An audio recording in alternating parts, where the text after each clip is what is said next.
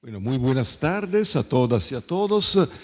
Es para mí un placer grandísimo estar aquí con vosotras y vosotros y compartir este evento que ya se ha dicho, pero Leibniz tenía la razón. Hay mundos mejores posibles en los cuales vivir y este es uno de ellos, creo, uno de los pocos que nos deja. Entonces tenemos que aprovechar de cada minuto de este estado feliz.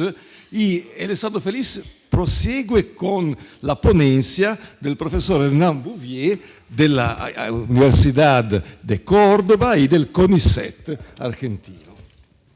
Bueno, buenas tardes. Voy a tratar de que la siesta sea llevadera para los que quieren dormir y para los que quieren estar despiertos.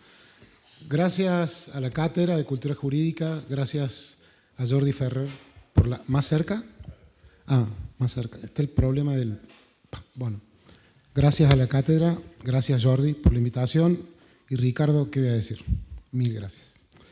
Yo me voy a ocupar de un texto de Ricardo que es un texto lateral en su obra y creo que ese texto se puede proyectar a ciertas preocupaciones contemporáneas y por tanto mantener viva la llama de Ricardo Caracciolo.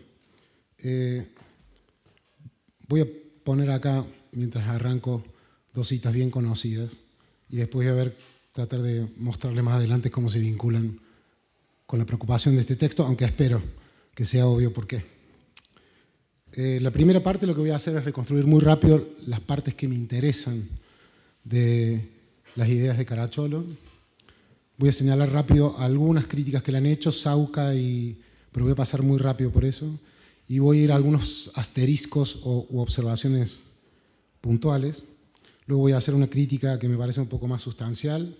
Y por último voy a tratar de conectar lo que dice Ricardo Caracciolo sobre los derechos colectivos con los derechos comunes, que es una discusión que está muy cerca y algunos dicen que es idéntica. En el texto existen los derechos colectivos. Se analiza si y en qué sentido existe un plus conceptual cuando se habla o se usa el término de derechos colectivos, por oposición a la de derechos individuales. Caracciolo define los derechos colectivos por oposición a los derechos individuales teniendo en cuenta su contenido. Esta es la definición que da Caracciolo. Los derechos individuales tendrían por objeto acciones u omisiones o sus resultados. Los derechos colectivos tendrían por objeto un bien colectivo con especial relevancia de la pertenencia a un grupo. Estas, yo diría, son definiciones deflacionistas, escuálidas o silentes sobre el contenido de los derechos. Si alguien tiene quejas sobre el producto, acá tiene a la empresa que lo produjo en la primera fila, le puede hacer los reclamos. Sauca, por ejemplo, se queja de que hay una simetría en esta definición, yo no voy a entrar en eso. La caracterización entonces puede resultar sorprendente porque es asimétrica. En un caso se habla de acciones, en otro de bienes. Pero podemos continuar con independencia de ese problema. El caso insignia que Caracciolo toma para analizar los derechos colectivos es el referido a los derechos culturales o derechos en sociedades multiculturales. Lo cual quizás se explica por el contexto de publicación. Esto salió en un libro editado por Susana Pozzolo, que no sé si está por ahí. Hola Susana. Y bueno, los derechos involucrados serían aquellos que se definen por la pertenencia a un grupo con ciertos rasgos. Sus consideraciones, como el propio autor sostiene, como Ricardo sostiene, pueden proyectarse más allá de los derechos colectivos en sentido de grupos y culturas o el tema del multiculturalismo. De manera tal que las conclusiones, a partir de los casos frecuentes de defensa de la lengua, las religiones, las prácticas y los rasgos culturales, podrían proyectarse sobre otros bienes considerados colectivos, aunque no sean culturales, quizás a la discusión sobre salud, ciudad, ambiente, buen vivir, por solo citar algunos. Caracciolo lo primero que hace es analizar dos tipos de reduccionismo que él cree, dos tipos de reduccionismo de los derechos colectivos a los derechos individuales, que él cree que dejarían descontento al defensor de los derechos o a las defensores de los derechos colectivos. Hay un reduccionismo fuerte, dice él, que sostendría que los derechos colectivos son directamente reducibles a derechos individuales, es decir, una forma traspuesta de hablar de derechos individuales. De este modo, sostener que el grupo G tiene derecho a la conservación del rasgo cultural R es extensionalmente equivalente a la afirmación según la cual los individuos de ese grupo tienen un derecho individual a tal o cual acción u omisión que conserve el supuesto rasgo cultural. Hablar de derechos colectivos sería una forma traspuesta, indirecta, imprecisa, si se quiere, de hablar de derechos individuales. Una segunda variante es el reduccionismo débil. Sostiene que los derechos colectivos no son reducibles a derechos individuales y más bien que cuando hablamos de derechos colectivos simultáneamente, dice Caracciolo, ese sería el reduccionismo débil, se dan derechos individuales. No me voy a quedar con la discusión sobre la diferencia entre uno y otro, porque cualquiera de los dos dejaría contentos a quienes defienden los derechos colectivos. En especial no los dejaría contentos porque, dirían los defensores de los derechos colectivos o colectivistas, aquí no se capta el plus que se pretende transmitir cuando se sostiene que hay un derecho colectivo. Una versión de este descontento implica bregar por la total independencia de lo que se asuma que sean los derechos colectivos.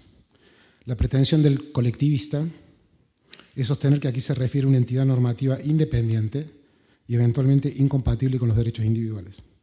Frente a esto, Caracciolo sostiene, como indica Harney, la mejor idea de derecho implica la idea de un interés objetivo o subjetivo que hay que proteger.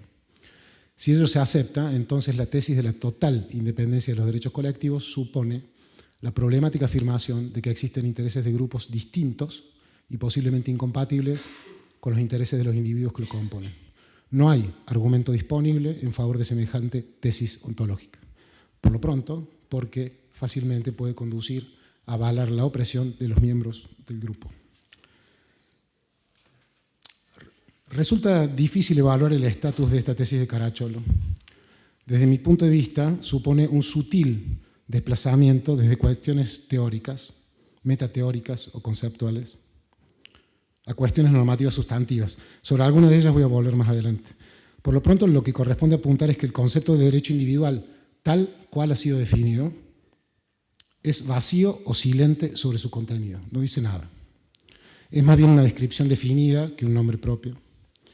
La definición dice qué es un derecho o a qué se le llama un derecho individual. De manera tal que lo mismo se puede decir de los derechos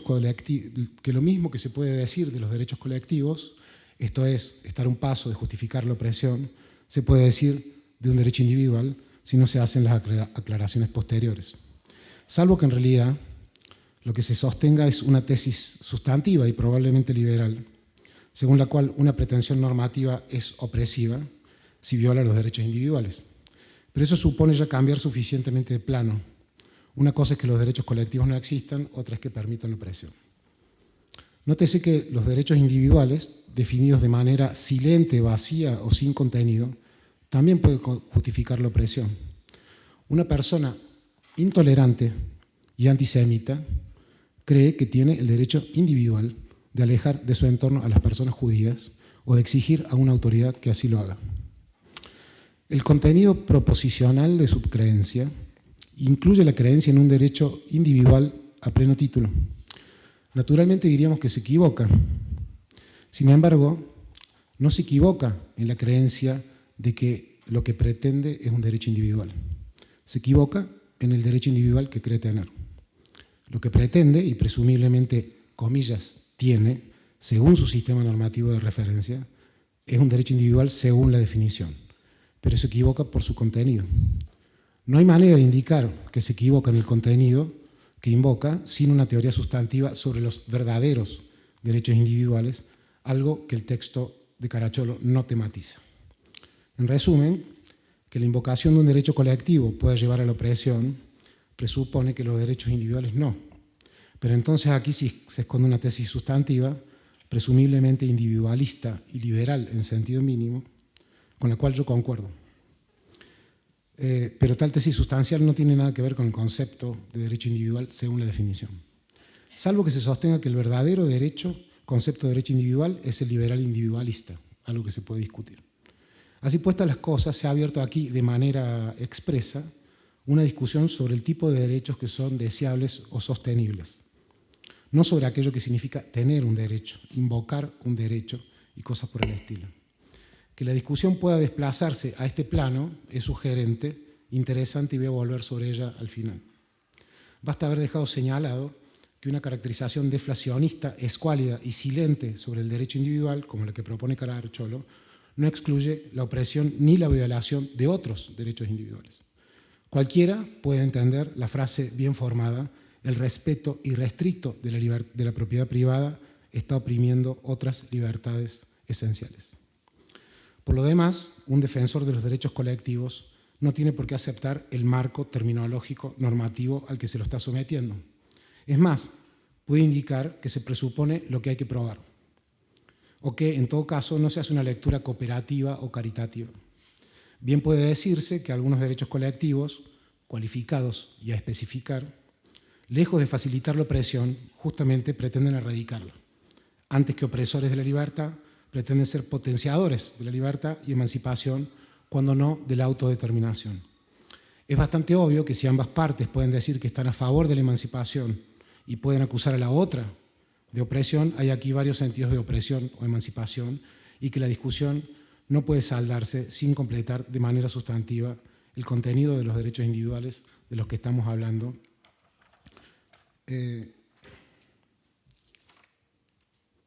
y de los derechos colectivos respectivos. Es decir, sin pasar de lo que en teoría analítica se llama descripciones definidas a los nombres propios.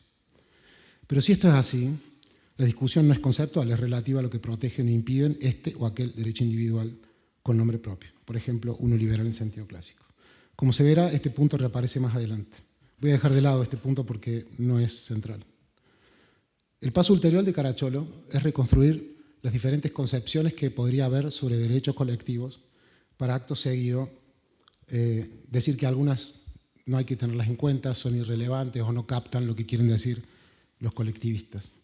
Para delinear las concepciones sobre los derechos colectivos, Caracciolo propone tener en cuenta las variables de rasgo cultural y grupo, afectados con los cuantificadores universales y particulares o existenciales en cada caso. Las combinaciones posibles dan lugar a 6 opciones, no vamos a ver todas, y Caracciolo es expreso en decir que estas concepciones admiten diferentes interpretaciones, algunas de las cuales deben ser descartadas porque simplifican o banalizan la discusión. Estas son las opciones descartables. Una, por ejemplo, es que todos los grupos tienen derecho a todos los rasgos culturales. Dice Caracciolo, no se puede tomar la pretensión de los colectivistas en este sentido. Otra dice que todos los rasgos culturales de un grupo deben ser protegidos. Quizás ningún grupo pretende que se respeten todos y cada uno de sus rasgos culturales.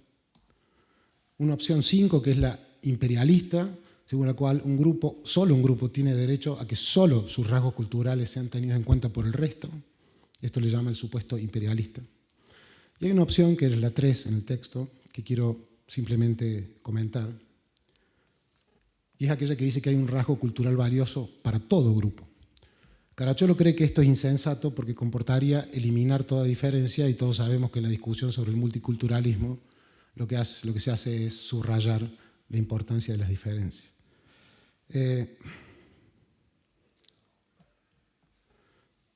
¿Cuáles son las razones para descartar la opción 3 de Caracciolo? No es seguro que semejante afirmación, dice, sea compatible con la tesis que quieren defender los partidarios de los derechos colectivos, porque constituye el punto de partida para argumentar que esos rasgos universales son los únicos sobre los que cabe predicar la existencia de derechos, en tanto contribuyen a la identidad de la especie humana. Esta es otra forma de sostener la irrelevancia de las diferencias. Esta conclusión para descartar la opción 3, según la cual tiene valor, merece protección o otorga un derecho colectivo, un determinado rasgo para todo grupo, es ambigua y creo que conduce a una falacia, o mejor dicho, invisibiliza una sutileza. En efecto, tómese la pretensión vigente o nueva conciencia, según la cual es central para toda persona contar con un círculo de cuidado afectivo, sea una familia tipo u otro tipo de círculo de contención. Del hecho de afirmar que todos tienen derecho a un círculo de cuidado, no se sigue que se esté afirmando que todos tienen tienen derecho al mismo círculo de cuidado. Del mismo modo que afirmar que todos tenemos una madre no significa que todos seamos hijos de la misma madre. Es central, desde mi punto de vista, desambiguar entonces lo que podría venir implicado en una concepción como la indicada, o dicho de otro modo, no exterminar la posición más o menos relativista por el simple hecho de que indique que hay un valor o rasgo que no es relativo o context dependent. Tómese el clásico principio de autodeterminación de los pueblos, un principio sospechoso, pero que si uno le saca la parte de Blut und Boden, de sangre y tierra, digamos, alemana, puede traducirse, reformularse como autodeterminación colectiva. Sostener que existe un derecho universal a la autodeterminación colectiva no extermina las diferencias, justamente las posibilita. Solo a partir de reconocer esa propiedad o pretensión normativa pueden surgir diferencias que merecen ser respetadas. Sea como sea, Caracciolo cree que solo hay dos opciones disponibles, una más fuerte, otra más débil. Una de ellas, según Caracciolo, representa el núcleo de la pretensión colectivista, pues indica que para todos los grupos existe al menos un rasgo y los grupos tienen derecho a ese rasgo. Así puesto el núcleo de la tesis colectivista, íntimamente ligada a alguna noción amplia de relativismo, surgen dos consecuencias a nivel metaético para Caracciolo. La primera es que los colectivistas enfrentan un dilema: o bien hay que aceptar el relativismo y por lo tanto no se tienen criterios, no se pueden suministrar criterios para decidir entre conflictos entre diferentes grupos y rasgos culturales, o bien hay que optar por una concepción objetivista o realista. La razón, según Caracciolo, es evidente porque solo una concepción de este tipo puede suministrar criterios para trascender los dominios de cada grupo. Sin embargo, esto conduciría a otro dilema para un colectivista de este tipo. La idea de Caracciolo que expondré a continuación es, según mi parecer, equivalente al dilema de Leutifron por otros medios o con otro rostro. En efecto, según Caracciolo, o bien un rasgo del grupo es valioso, pero su valor no es relativo al grupo, es valioso y con suerte es del grupo, o bien es valioso solo para el grupo, pero no con independencia de él, por lo que no puede aportar nada para romper el círculo que lleva al relativismo, dado que cada grupo tendría sus propios valores. Dicho de otra manera, que sea del grupo no aporta nada en términos normativos, salvo que se muestre que es valioso con independencia del grupo. Pero esto, según Caracciolo, es poco menos que catastrófico. En efecto, según sus propias palabras, se puede prescindir directamente para esta discusión del concepto de grupo y, por tanto, de derechos colectivos. Por atractiva que pueda resultar la idea de Caracciolo y por terminante que pueda ser el resultado, creo que hay un problema. En efecto, este argumento tiene que aplicarse también a los derechos individuales, como sea que se los configure. Algo no es valioso porque lo elige un individuo, con suerte es valioso y lo elige un individuo. Pero por el mismo argumento, que obliga a dejar de hablar de grupos y derechos colectivos, habría que dejar de hablar de individuos o de derechos individuales, algo que claramente está en contra del espíritu de este artículo de Caracciolo. El texto, luego de despejar los derechos colectivos, deja intacto el de derecho individual, pese a que la paradoja también se aplica a la idea de derecho individual. Existe un solo supuesto bajo el cual debería mantenerse la idea de derechos individuales y no la de derechos colectivos. Este implica agregar una premisa normativa según la cual los derechos individuales deben ser respetados o fomentados. Una pretensión que resulta cara a toda la concepción ilustrada, secular y liberal. En pocas palabras, hay un valor en respetar a los individuos y a sus derechos. Como esto no puede significar, dado los riesgos de opresión visto más arriba, que vale cualquier derecho individual definido en modo deflacionista, la propuesta tiene que equivaler a que ciertos derechos individuales como nombre propio deben ser respetados. Naturalmente esto mismo puede sostener el colectivista y creo que es lo que de hecho siempre ha sostenido.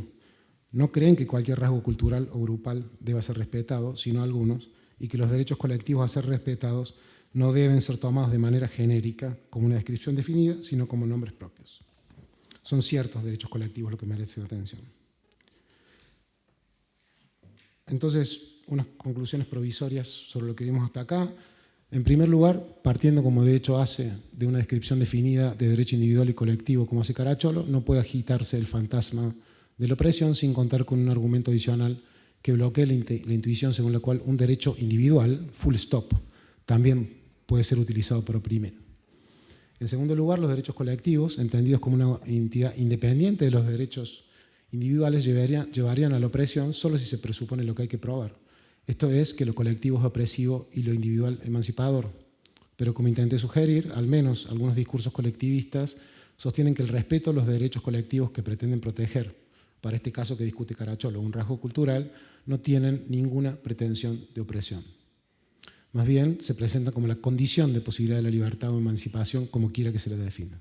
En tercer lugar, una de las interpretaciones posibles de lo que pretende un colectivista y que según Caracciolo conduce a la negación de las diferencias que justamente los colectivistas querrían rescatar, merece una lectura alternativa.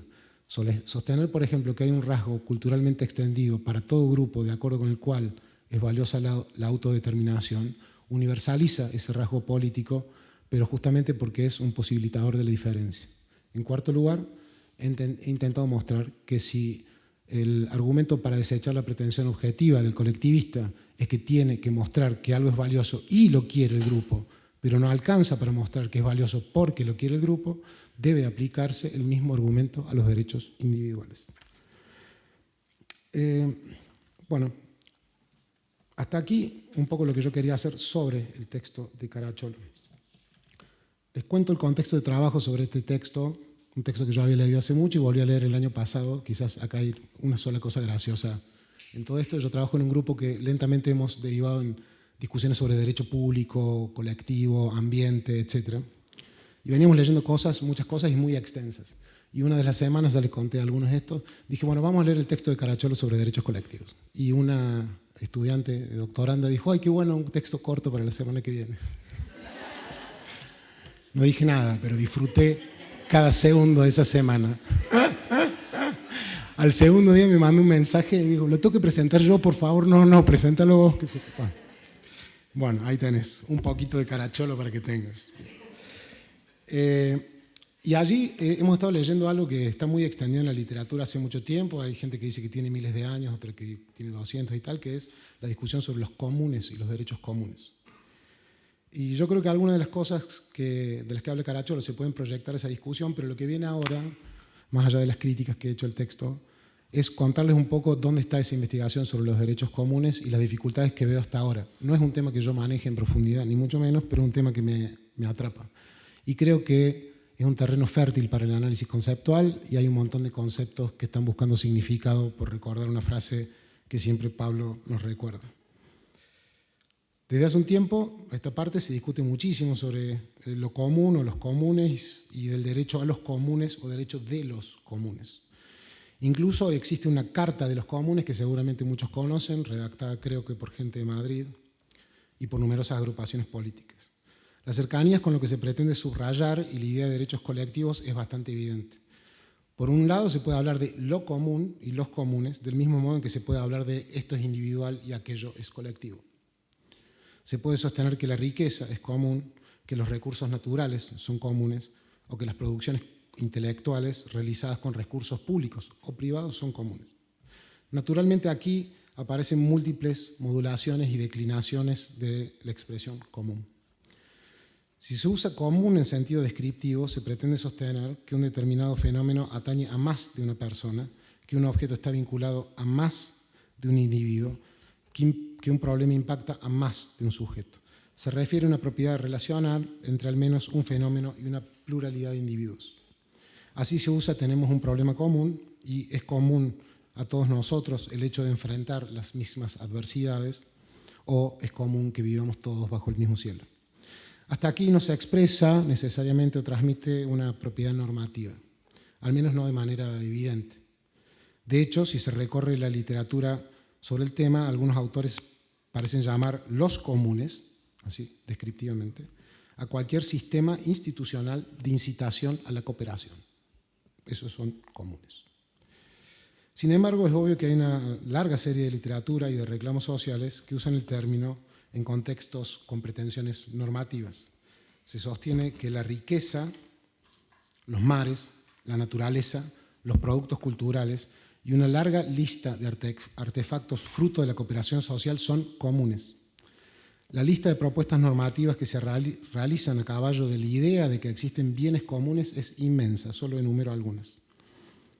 Se proponen bancos de tiempo en donde uno podría depositar o contabilizar el tiempo que ha trabajado socialmente, intentando evitar con estos bancos de tiempo la apropiación de la fuerza de trabajo por el sector privado. Se proponen huertas urbanas, cooperativas de consumo, Creative Commons para la publicación de libros que todos conocemos, y una larga lista de ideas sobre cómo no disponer de bienes naturales o sí disponer de ellos. Algunos autores le aplican el término común y el derecho correlativo a cosas o objetos, otros dicen que no se refiere a cosas, sino a relaciones. Algunos sostienen que hay que alejarse del derecho público para entender la pretensión normativa implicada, aunque no todos están de acuerdo. Más allá se encuentra quien sostiene que aquí se está pensando en una idea de lo común sin comunismo. ¿Por qué? Porque son críticos de las distribuciones de los bienes que hacen los estados supuestamente. En fin, un mundo esperando análisis y muchas pretensiones normativas buscando anclaje. Existe, sin embargo, un punto promisorio y algo estable, solo lo cuento muy rápido. Gira sobre las variables de producción y disfrute de un bien, por un lado, producción y disfrute, y las propiedades de exclusividad y rivalidad por el otro. Un bien es común si su producción o disfrute no es completamente individual. El idioma parece ser así. Así se piensa en un artefacto cultural y algunos dicen que el mar, por lo menos en su producción, nadie puede individualmente producir algo como el mar. El amor, en los círculos de amigos o amigas o en el entorno familiar, parece ser un bien común que no puede producirse ni disfrutarse en modo completamente individual. Un bien es, hasta aquí, con la idea de producción o disfrute. Un bien es exclusivo si un individuo está autorizado a disponer de su uso o cambio, eventualmente autorizado a defenderlo, destruirlo o enajenarlo.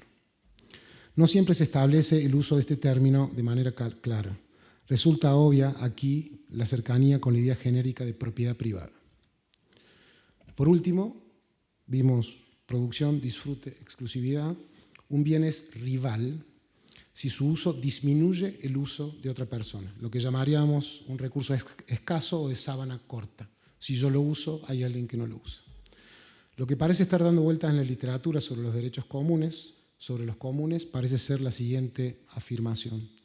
Si X es común, no debe ser exclusivo, no tiene que ser disponible por una sola persona, excluyendo al resto, y no debe transformarse en rival.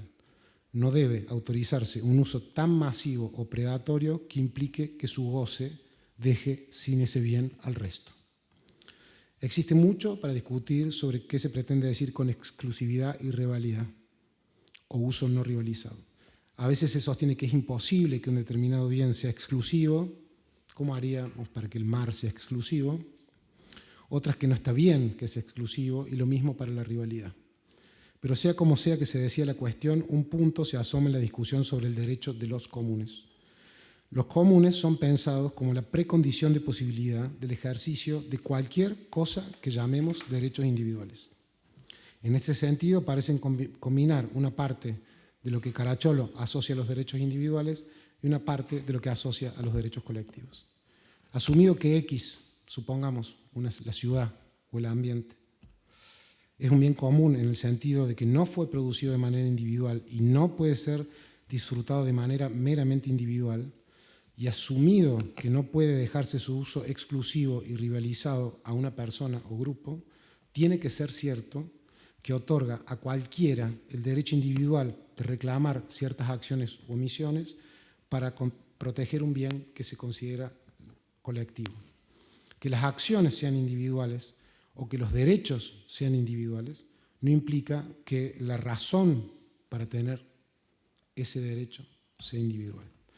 Si no ha de aceptarse la tesis de la reducción de lo colectivo a lo individual o de lo común a lo individual, la única vía posible es entender la discusión no en términos de reducción, como tematiza Caracciolo, sino de sucesión.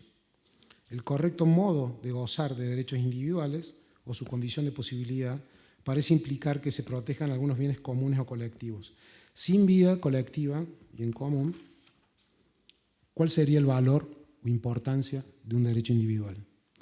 Así puestas las cosas, lo colectivo común no compite con lo individual, es más bien la condición de su uso y goce.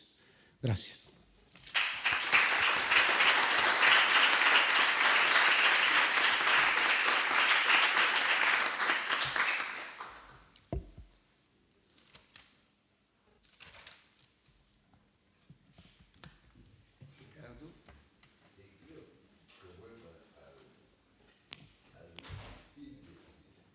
¿A la síntesis? ¿Eso? Sí. Qué terror que me da que Caracciolo esté mirando el texto.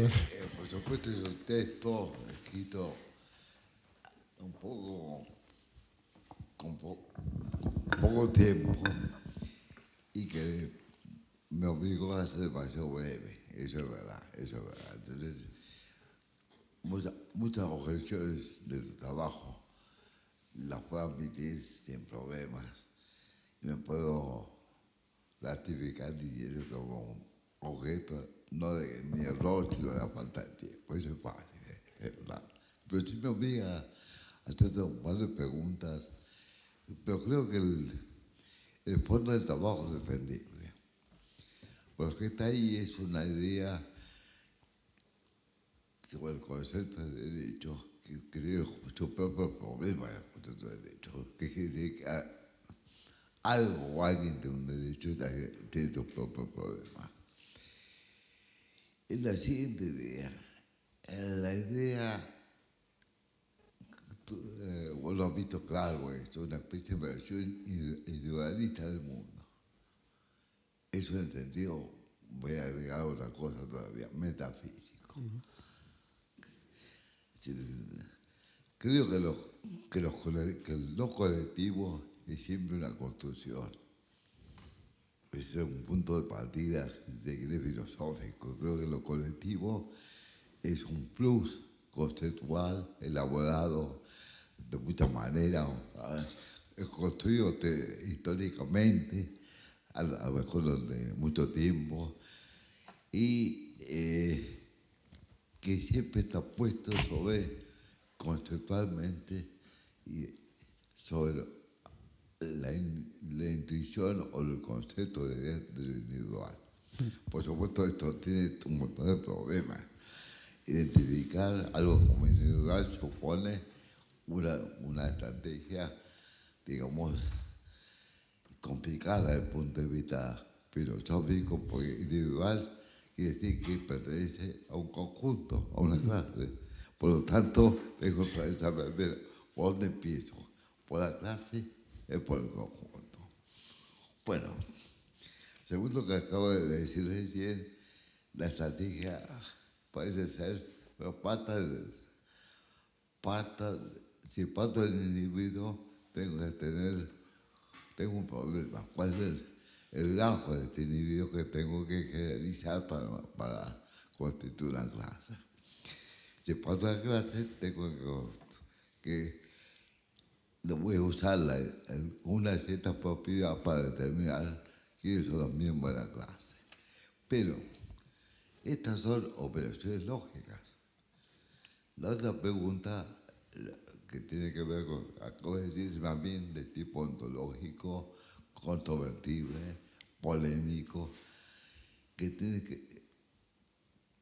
que ver además con un problema acerca de la existencia. Lo que discutimos ayer en otro contexto. ¿Qué es lo que existe? Y lo que voy a decir ahora me compromete para una gran discusión anterior. ¿Qué es lo que existe realmente en el mundo? Individuos o entidades colectivas. Individuos o clases. También. Y claro, asociado con esto, puedo hacer el operativo que estaba haciendo ayer desde el punto de vista. ¿A dónde existe? Digo, supone que digo en el mundo empírico.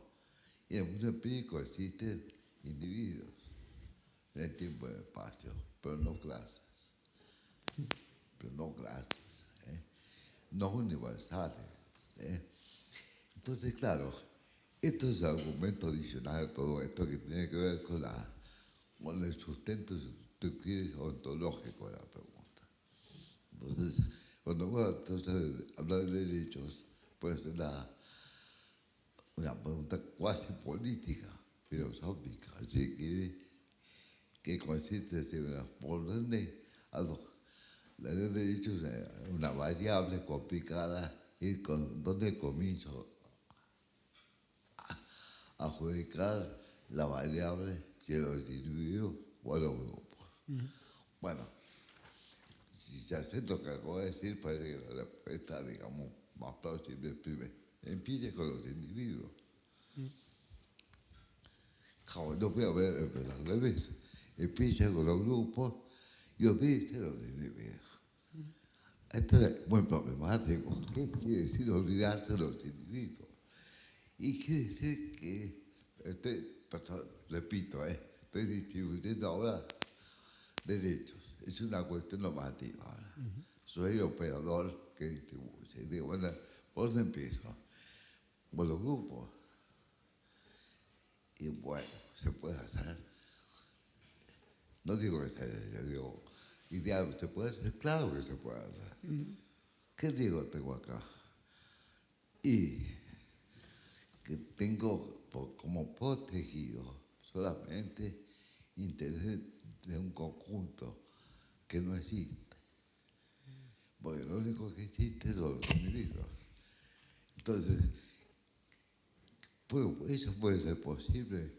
Y sí, solamente que algo que no está en este artículo breve, que es uno de los operadores de los derechos de los grupos.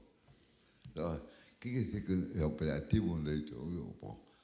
Hay un individuo, porque no hay grupos, sino individuos que operan como operador del grupo. Esto dice Harney, puede conocer los que manejan el supuesto derecho del grupo sin tener en cuenta los intereses de lo que realmente existe, que son los individuos, bueno, oprimir a los individuos.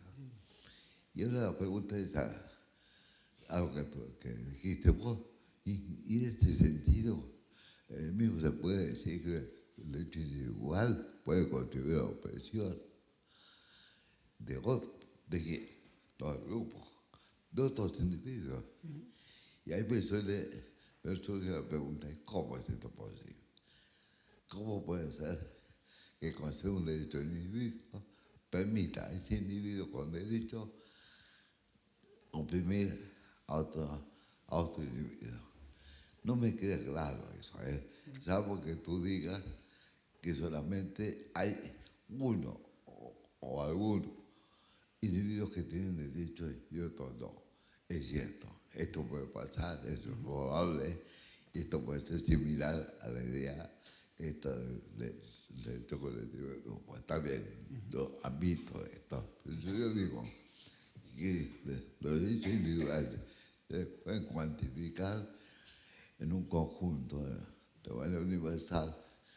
Todos los individuos del grupo tienen, por ejemplo, el derecho a la libertad de expresión.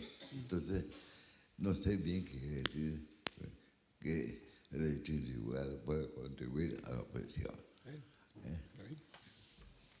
Y acá es larga la discusión, ¿no? Una aclaración nada más. Pues claro, después la otra pregunta era, no me puedo escapar del analítico yo, ¿no? ¿Qué quiere decir que existe? Que, claro, esto no sé si está claro en tu posición. ¿Okay? La pregunta es ¿qué quiere decir que existe un derecho colectivo? Pensado como un derecho de un grupo, no de individuos. Entonces, claro, pueden ser varias cosas. Creo que enumeraste algunas nomás, ¿no? Pero solamente quise decir, por ejemplo, en una que enumeraste, algo que me parece que es importante, que es la siguiente. que hay un rasgo cultural a los cuales todos los grupos tienen derecho. ¿Y eso qué significa? Ampliar la idea de grupo de tal forma que elimine la diferencia. Pero esto no es eliminar la diferencia entre individuos, sino de grupos. También negociar las clases humanas, las clases posibles que pueden vivir las clases humanas. Digo, una vez, tengo un rasgo cultural que define a todas las clases humanas. Elimino con eso la diferencia en cuanto a la invocación de un derecho a un bien. Es un derecho a un bien. Entonces, hay rasgos culturales, por ejemplo, ciertas formas del arte que son a lo mejor propias. Entonces, esto lo inventa yo. La UNESCO se lo inventa, Patrimonio Cultural de la Humanidad. Y esta es la idea de derecho colectivo que quise capturar con esa posibilidad. Y a ver, no está el cuadro acá, pero había algunos donde aparece la polémica esta sobre cuáles son los rasgos culturales que valen más que otros. Que en realidad es una discusión interesante porque desde el punto de vista de cada grupo, su rasgo cultural definitorio es más valioso que los rasgos culturales del otro. Pero eso internamente opera como una especie de relativismo axiológico o moral. Esto no sé, lo que no veo, no recuerdo bien cuál la objeción a esto. ¿Cuál fue tu objeción a esta manera de presentar? Pero ahí me perdí un poquito, profe, en lo último. ¿La objeción a qué? Que yo digo que el tema del relativismo moral. Sí. Pero, ¿cuál es tu objeción? No, pero la objeción, quizás, la objeción es muy puntual a cómo está escrito el texto, porque ahora estamos pasando a otra cosa que son agregados ulteriores. No, está bien, usted es el homenajeado. Yo solo quiero decir que hay cosas que está agregando el texto. Solo quiero dejar. No, y vamos a charlar de eso, pero usted termina de manera terminante el texto diciendo, mire, si usted quiere salir del dilema, o sea, suministrar criterios para elegir entre rasgos en competencia, tiene que decir que hay uno que vale no porque es del grupo, vale y algún grupo lo tiene. Es el dilema de Leutifrón por otros medios. Lo único que yo digo es que... No te entendí bien aquí. No, y simplemente que lo que usted dice es, bueno, pero esto, ¿por qué? ¿Porque es del grupo? O sea, no me está asumiendo. Yo estoy de acuerdo con la idea de fondo.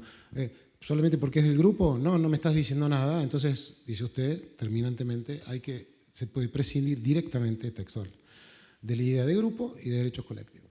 Bueno, así puesto, dada la definición de derecho individual, también, porque yo puedo decir, no está explicado por qué del hecho de que sea algo que es una pretensión individual, eso le da un valor objetivo, más allá de que lo elija un individuo o que yo diga que es de un individuo.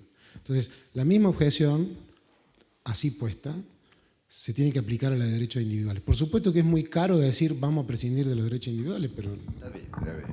Está bien, pero es un problema esto, porque la idea que está detrás de los derechos colectivos no es la misma que la que está detrás del derecho individual.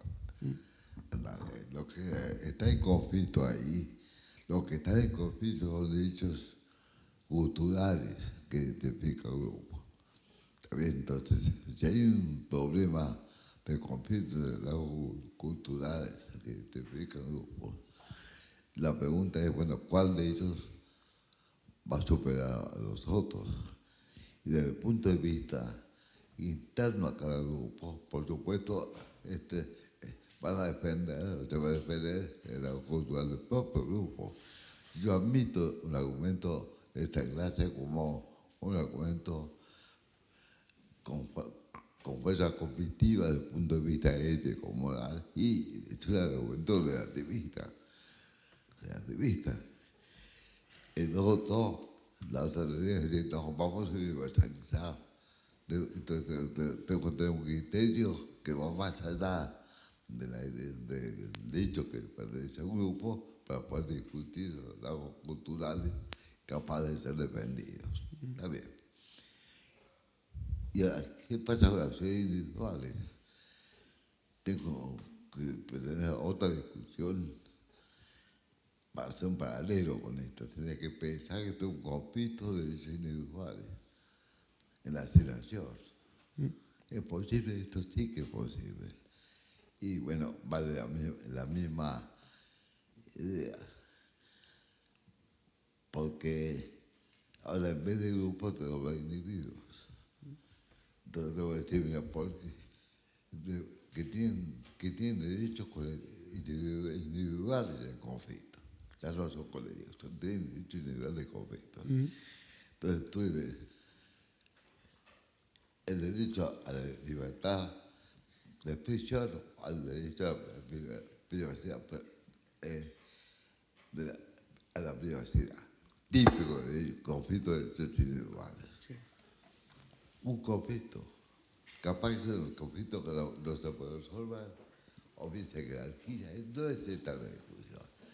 Lo que no puedo decir en favor no usa como argumento para un lado o para el otro, es decir, que X prevalece, el derecho individual prevalece, el derecho de expresión prevalece, puede ser el derecho de X sobre el otro derecho porque solamente es el derecho de Y. No puedo usar el individuo titular de derecho como argumento para resolver el conflicto. Y la estructura es exactamente la misma. Tenemos que tener un criterio más universal, que vaya más allá de lo individual, para poder decir. En eso estamos muy de acuerdo. Y eso no está acá. No, que estamos de acuerdo con eso. Yo estoy de acuerdo. De hecho, dije que estoy de acuerdo con la concepción individualista liberal mínima. Pero estoy de acuerdo con que que son posibles, al menos en principio, superficialmente, conflictos entre derechos, salvo que uno crea que estamos hablando de un orden normativo práctico que es necesariamente coherente. Pero supongamos que es posible, bueno, para resolver ese conflicto entre individuos no alcanza que los dos digan, pero es el derecho que yo quiero, cosas por el estilo. No, pero estamos de acuerdo, pero por eso. Pero si yo usara la misma frase terminante que usted para el texto de derechos, diciendo, bueno, usted tiene el problema de Leutifran y usted también lo tiene, así que dejemos de hablar de derechos individuales, cualquiera diría, ¿por qué? Bueno, parece. No, está bien. Después, lo que usted está agregando en su derecho a réplica y dúplica es tan denso que solo voy a decir algo. Es mucho, profe, es mucho. Ya me costó mucho este texto, pero solo le voy a decir un par de cosas que yo estuve a punto de encarar. Yo tengo una duda, pero solo la traslado porque realmente no tengo mucho más para decir. Realmente he tocado mis límites de lo que puedo pensar sobre estos temas. Son realmente difíciles, yo no lo veo, yo no tengo más. Pero, por ejemplo, una estrategia que no desarrollé acá, pero tiré muchas páginas, es si cuando uno va a prescindir de la idea de grupos, ¿dónde queda la idea de legislación general o normas generales? Eso a mí no me queda claro, ¿no? Porque la legislación regula de acuerdo a clases. ¿Y en qué sentido yo puedo conservar la idea de derechos individuales hablando de clases? Porque para que la norma sea aplicable tiene que existir clases de individuos. Pero si yo digo que no hay clases de individuos, porque usted dice que no existen las clases, los colectivos son una construcción. Entonces ahí tengo un problema, pero no estoy contestando, estoy respondiendo al problema que veo. Yo entiendo que los universales, vieja discusión, con respecto a los particulares, son siempre algo que no sabemos dónde está, si es abstracto. Si yo me quejo de los grupos y de los colectivos y digo que eso tiene algún tipo de artificialidad con respecto a los individuos, yo creo que ahí entra en problemas la idea de razones generales o de normas generales. Mucho más no puedo decir. Con respecto a lo que usted acaba de decir, recién que dijo muchas cosas que tengo que pensar, mejor dicho, más que tengo que pensar, tengo que aceptar, porque no, y sí, porque está bueno lo que dijo, profe. Bueno, así, bueno, estoy contando. Yo creo que la clave acá, la clave, o por lo menos lo que me interesa a mí en este proyecto de investigación, en donde está por detrás su texto, entre tantos otros, es que yo entiendo la hipótesis, la discusión reduccionismo, no reduccionismo, profe, se genera si uno los toma en competencia. Y lo que yo estoy tratando de explorar es algo que sugerí, que es si en vez de meterlos en conflicto los pongo en simultaneidad, que me parece que es lo que está pensando el colectivista o de los derechos en común. Por más que uno diga que el colectivista en realidad está hablando de manera traspuesta de derechos individuales, están pensando en la preservación de las condiciones de una vida en común que hace posible un derecho individual. Ahora uno puede decir, todo eso, todas las acciones necesarias para preservar una vida en común son acciones individuales. Y por tanto, usted habla de colectivo, de común, etc., pero es otra forma de hablar de individual. Bien. Lo único que sí dije al pasar, pero creo que es una cosa que hay que pensar, es que quizás solamente individualmente podamos conservar ciertos derechos, y que hablar de derechos es hablar de que alguien tiene que hacer algo, o yo tengo un claim para que alguien haga algo, o se respete lo que yo hago, etc. Pero una cosa es que la acción sea individual, y otra es que el derecho sea individual, y otra cosa es que la razón para esa acción individual sea otra acción individual u otro derecho individual. Como tratar de distinguir, hay una razón para la acción individual, ¿por qué tiene que ser un individuo o una acción individual? Eso yo no lo entiendo. Si viene un tren y yo tengo una razón para saltar, para que no me pise, el tren, si asumo que es una razón para la acción, no es un individuo. Yo creo que los que defienden los derechos del ambiente, que están pensando en los derechos de la naturaleza y qué sé yo, están intentando esa idea. Los derechos serían todos individuales, le doy la mano. Los derechos solo pueden protegerse por acciones individuales quizás, pero eso no quiere decir que las razones para la acción individual sean individuos o acciones individuales. Más hasta ahí llegué, lo di todo. No puedo. No, gracias a usted, profe.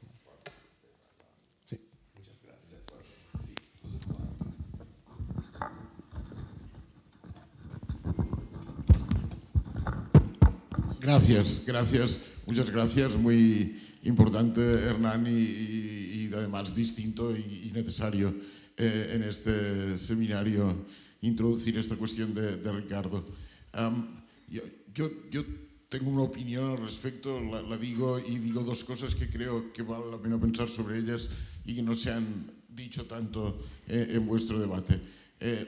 La que digo es, me parece que la discusión de los derechos colectivos apunta a una cuestión que es relevante, a una cuestión normativamente relevante, que yo diría es cuál es el derecho que como personas individuales, como después diré, tenemos al acceso a nuestra propia cultura para desarrollar nuestros planes de vida, como condiciones de desarrollo de nuestros planes de vida. Esto era el núcleo del primer Química, de su tesis doctoral en Oxford. Este era el núcleo, un argumento liberal a favor de los derechos culturales. Este era el núcleo. Después Química ha evolucionado hacia otras posiciones, me parece.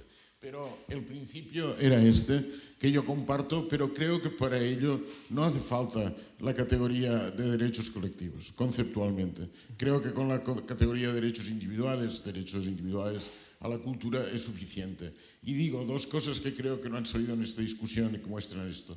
Primero, hay que distinguir la idea de derechos colectivos de la idea de derechos individuales de ejercicio colectivo. Hay muchos derechos individuales que no se pueden ejercer individualmente. Por ejemplo, el matrimonio, para comenzar con lo más fácil, porque uno no puede contraer matrimonio consigo mismo.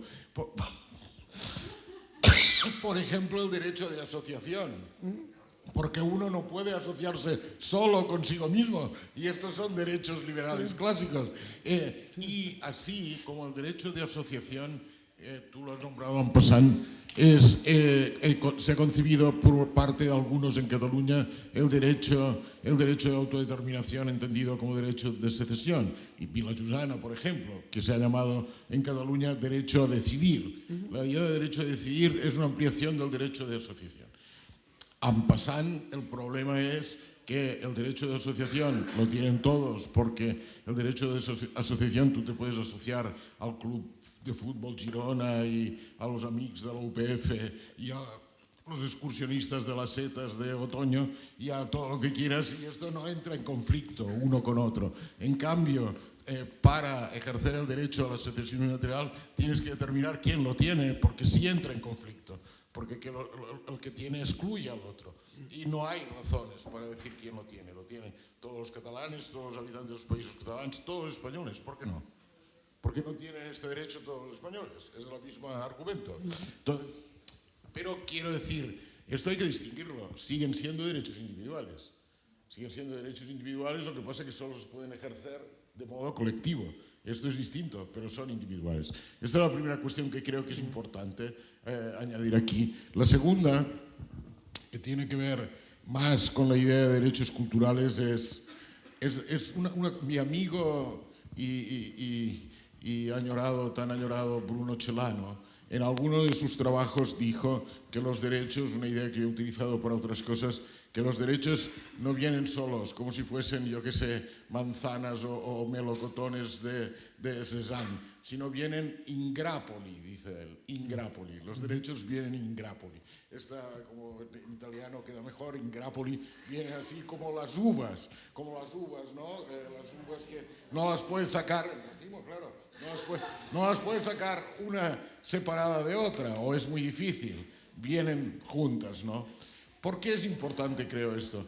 Porque, bueno, los derechos vienen en grappoli, no son... Hay derechos que son claims, hay derechos que son liberties, hay derechos que son powers, y esto no es irrelevante, hay derechos culturales que más bien son configurados como liberty. Por ejemplo, yo tengo derecho, ya que en Cataluña, aunque no la sé bailar, debo decirlo, tengo derecho a bailar la sardana, pero sería muy difícil decidir que esto es un claim.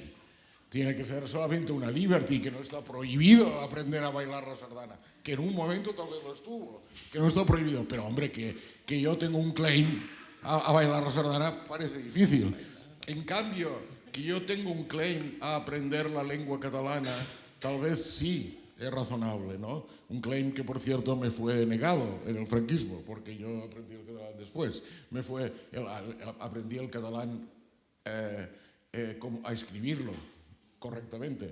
Obviamente, yo lo hablaba siempre, pero no lo escribía ni era culto en esto. ¿Por qué?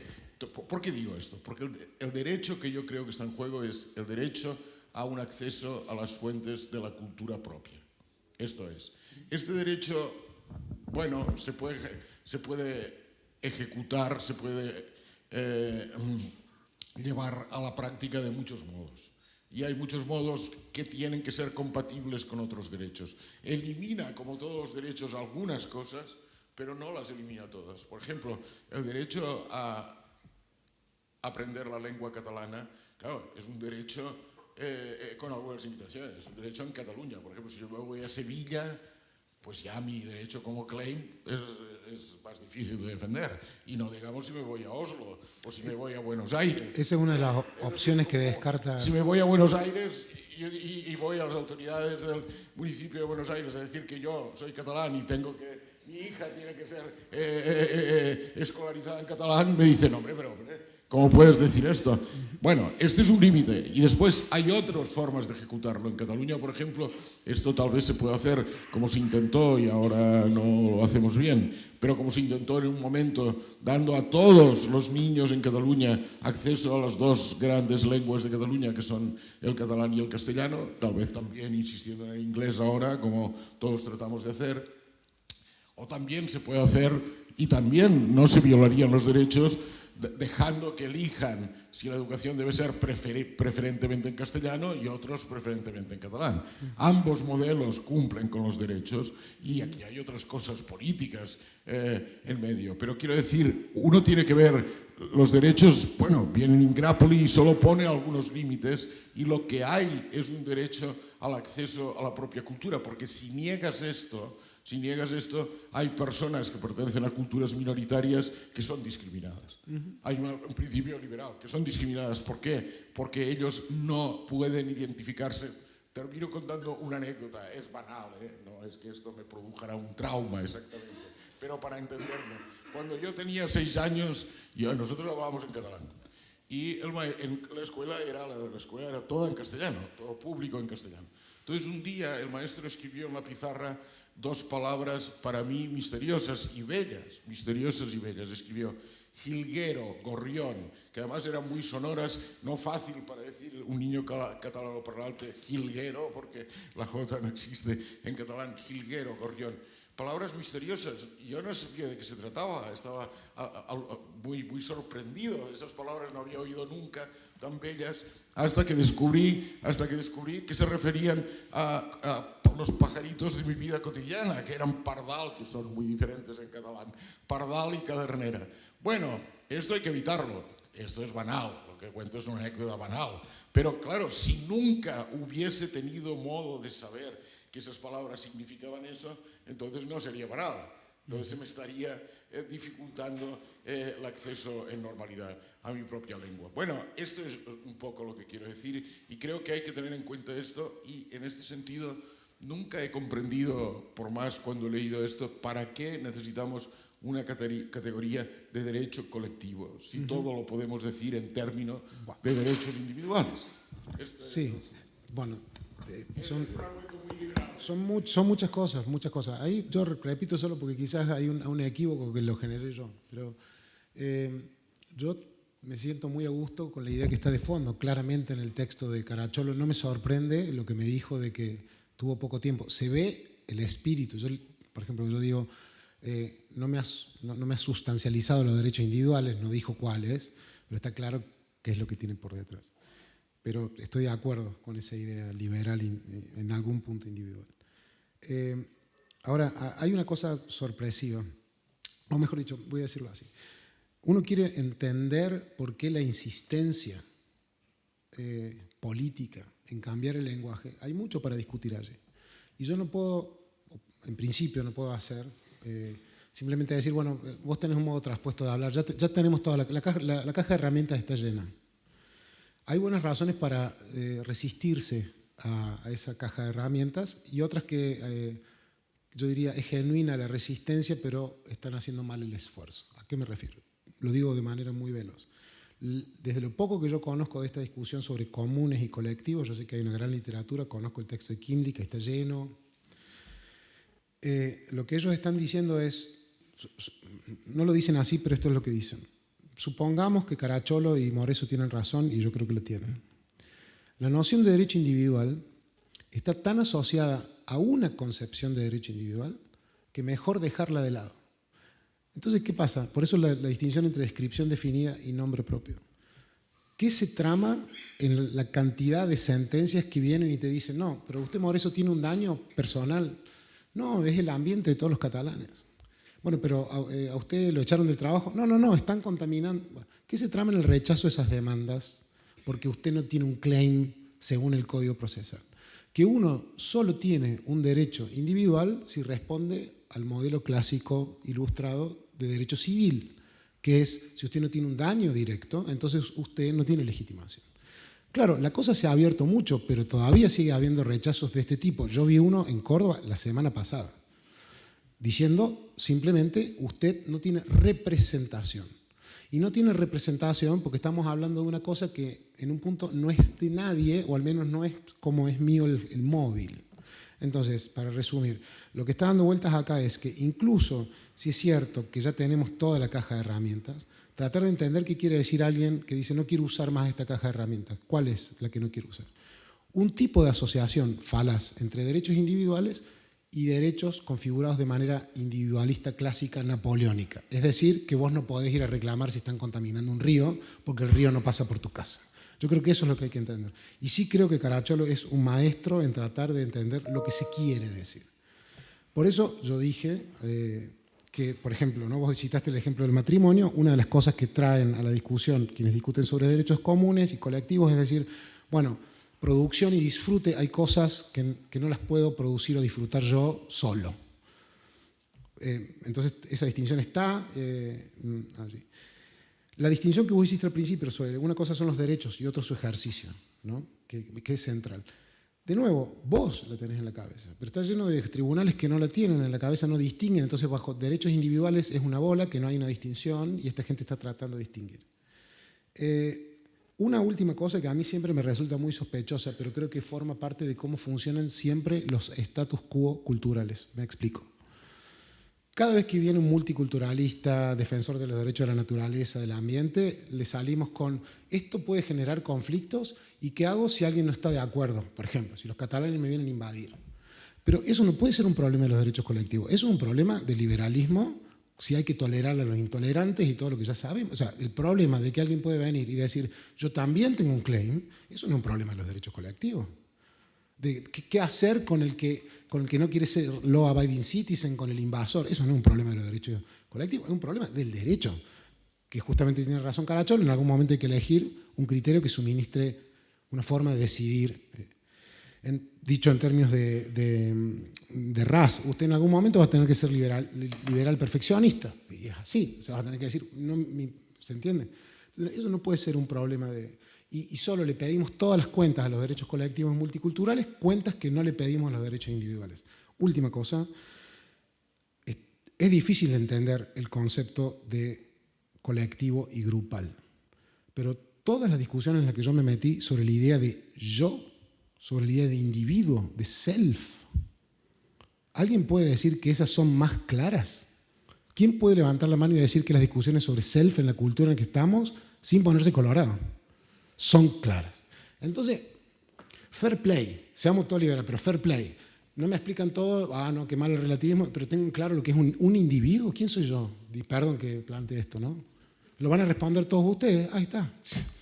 Si faltaba una prueba, toda la discusión de los lenguajes privados, toda la discusión de lenguajes privados, es que no podés adquirir ni siquiera el lenguaje, que es la condición necesaria para la normatividad, sin una relación con otros. Entonces, dejemos de pedirle, ¿cómo se dice? Las cuentas hasta el último a los colectivistas, como si tuviéramos muy claro qué es el self. Pues, mi Dios, o sea... Jordi Ferrer.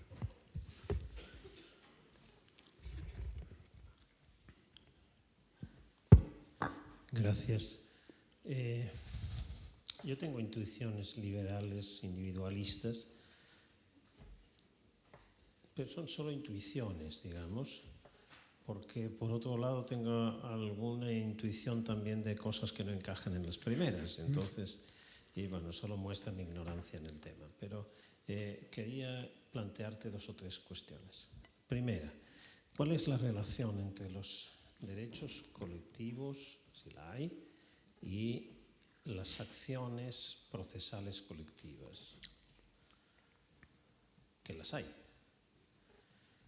Claro, uno puede pensar, ver si se pueden estas últimas también reducir, pero a su vez a las acciones procesales colectivas, como las no colectivas, los procesalistas las consideran derechos. Entonces, si hay acciones procesales colectivas y son derechos en el marco del proceso, derecho de acción, entonces hay derechos colectivos procesales. Es distinto los derechos sustantivos y algo así como las garantías de esos derechos que quizás pueden colectivizarse y los derechos. Me parece que ahí hay un punto para explorar, no sé si lo has hecho, si lo has pensado, si no, a mí me genera dudas más que respuestas, ¿vale? Pero creo que hay un tema ahí para desarrollar. Otra cosa, segunda cuestión, tú respondiste al argumento de Ricardo sobre la autodeterminación. De hecho, creo que estaba por ahí la idea en este preciso... Sí, que era este de acá, sobre la 3. Diciendo que en realidad la autodeterminación puede hacer visibilizar la diferencia en lugar de eliminar la diferencia. Claro, pero esto supone algo a lo que ya hacía referencia ahora José Juan, que es que tenemos predeterminado y de forma clara cuál es el grupo que se autodetermina. Hay un problema de demos. ¿Por qué? Bueno, durante el procés, llamado procés en Cataluña, de, digamos, toda la reivindicación de independencia, Los independentistas pusieron el lema de un sol poble, somos un solo pueblo. Básicamente quiere decir son del pueblo los que son independentistas y vosotros no. Claro. Quiere decir invisibilizamos la diferencia o excluimos a los diferentes. Entonces, ¿quiénes son los que van a tomar la decisión? Claro, si los de Tarragona no son mayoritariamente independentistas, ellos también se pueden y autodeterminar y decidir que ellos no forman parte de la futura entidad nueva que se autodetermina. Ah, no, eso no, porque hacen parte de Cataluña. Lo que quiere decir que hay una esencia previa antes de la decisión de los que se autodeterminan, que es quienes forman parte del grupo. Y esto me parece que va en la línea de invisibilizar la diferencia. Después pueden, como grupo, tomar decisiones y autodeterminarse, pero como grupo. Con lo cual, los que se queden en minoría ahí dentro están fastidiados. Entonces, ese me parece un problema serio. Y la tercera cuestión tiene que ver con los derechos culturales. Ahora también José Juan decía, bueno, ¿qué pasa con el derecho a aprender la lengua? Esto puede ser pues, garantizado para todos. Todos aprenden las dos lenguas mayoritarias en Cataluña, oficiales en Cataluña, o bien cada uno elija. Bueno, pero no estoy seguro que aquí no pase algo parecido al derecho al matrimonio o al derecho a la asociación. ¿Qué pasa si no hay otros con los que yo pueda compartir? Es decir, ¿qué sucede si se va produciendo una progresiva eliminación, disminución de uno de los grupos y al final esa queda como cultura residual? Uno puede decir, bueno, si es la elección individual de cada uno, pero no es tan claro que sea la elección individual de cada uno. En Cataluña ha llegado en los últimos años cerca de 1 millón de inmigrantes, excepto en muy pocos territorios, quizás Girona es el único, que si no son de habla española, es decir, si no son latinoamericanos, se integran en español. Con lo cual, el porcentaje de catalanoparlantes disminuye continuamente. ¿Esto quiere decir que esta gente han elegido? Bueno, no sé si propiamente se puede decir que han elegido, si no, en qué manera han elegido, pero evidentemente lo que quiere decir que los que no pertenecen a esa cultura de pronto van teniendo cada vez más un problema para socializarse en su cultura. ¿No? Entonces, ¿cómo damos cuenta de esto? Porque no es estrictamente individual. Evidentemente, las cosas que he dicho son intuiciones que van en sentidos contrarios. Pero como la ponencia es tuya, es para pedirte a ti qué piensas al respecto. Te iba a decir gracias, pero me tiraste 3 exocet que no sé cómo voy a salir. Porque, bueno, no, yo tampoco lo sé, Jordi. Solo decirte con respecto a los derechos colectivos y las acciones procesales colectivas. Lo único que puedo indicar, no sé nada de esto, solo indicar lo que a mí lo que me parece que suena en los procesos en los cuales alguien que no está directamente afectado quiere tener legitimación procesal para entrar a un proceso colectivo. ¿Es por ahí? A veces sí, a veces no.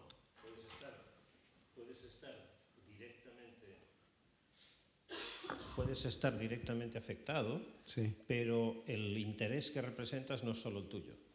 Claro. Bueno, ahí solo para sugerir una vía para que hagamos seminarios en el futuro. Me parece que es el mismo problema que en teoría de la democracia se da con los autoconvocados, ¿no? Que alguien que dice, yo levanta la mano, Landemore lo trata, bueno, medio mundo lo trata. Pero ¿qué estatus tiene alguien que viene y dice, yo quiero hablar acá y ser escuchado en nombre de todos para decidir sobre cuestiones públicas? Porque claro, vos podés decir, no, solo los que ya han sido elegidos para ser representantes. Es el mismo problema de qué quiere decir que alguien viene en nombre de todos por un problema colectivo y que no necesariamente está afectado directamente. Pero el problema es el mismo si estás afectado directamente, porque lo que hacen algunos juzgados es dicen, mire, vaya por la vía de daños, no sé, y reclame a la empresa que está contaminando el aire. Entonces ahí hay un problema del autoconvocado, por llamarlo así general, no me acuerdo el término en inglés ahora, como muy extendido, Pero está el problema de qué significa alguien que dice, yo tengo derecho a hablar sobre una cuestión común pública, nadie me eligió, acá estoy y me tienen que escuchar. Es el mismo problema sustantivo, más que eso no puedo decir. Con respecto a la autodeterminación y la invisibilización de las diferencias. Vos estás pensando en que en algún momento, a ver, no sé si entendí bien, llegan muchos inmigrantes y en algún momento... No son dos problemas distintos. Sí, El de la autodeterminación era quiénes hacemos para autodeterminarse. sí. Esto puede hacer que aquellos que se quedan en minorías queden. Claro, pero ahí creo que está el punto, hay un dardo de Caracciolo en esto que yo llamé el dilema del Eutifrón por otros medios, que es que si vamos a tener una discusión abierta sobre el problema, me vas a tener que decir por qué es importante el tipo de vida que me propones, más allá de que sea lo que vos haces, ¿no? Quiere decir, entonces, dar vuelta a la cosa, no porque soy catalán, me tenés que mostrar por qué es importante que se conserve eso para vos, me tenés que decir por qué es importante sin presuponer lo que hay que probar, y eventualmente, entonces ahí sí entra el dardo del dilema del Eutifrón. Sobre todo si estamos en una situación de empate o fade out, que es cuando una comunidad se está disolviendo, ¿no? El empate es que somos 500 y 500 y ahora decimos, ¿qué hacemos, vos o yo? La discusión ahí no puede ser yo tengo mis valores y vos el tuyo, ahí está el dardo de Caracciolo. Y lo que único que creo es que en una democracia liberal se tiene que abrir el argumento para que me muestres por qué sería valioso que incorpores el catalán, más allá de que yo hablo catalán.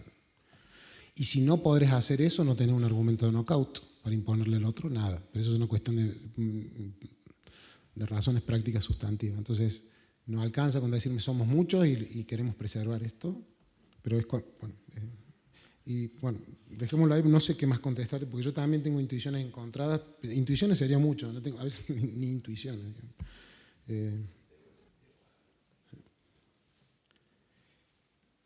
Sí. Marcos Segatti. Muchas gracias. No, me ha gustado mucho. Yo no conocía el texto original del profesor Caracciolo, pero pienso que estoy de acuerdo con él, sobre todo, pero veo tus puntos. Con la excepción del tercero, me parece, ahora no está nada más, respecto a las diferencias, pero el primero, el segundo y el cuarto, sí, veo que hay un problema por ahí. Pero quizás un problema está, algo que quizás no comparto, tu postura inicial. Después te alejaste un poco también de esto y por eso las conclusiones me gustan más.